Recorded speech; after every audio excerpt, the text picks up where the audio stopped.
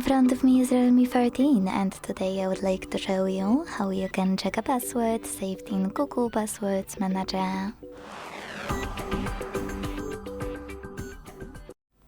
Begin by opening Settings and scrolling all the way down to hit Users and Accounts. Then tap on Google, choose Google Password Manager and tap on any password you wish to check. Enter your screen lock, tap on this eye icon and this way make your password visible. Thanks so much for watching. If you enjoyed this video, leave a like, comment and subscribe. Bye!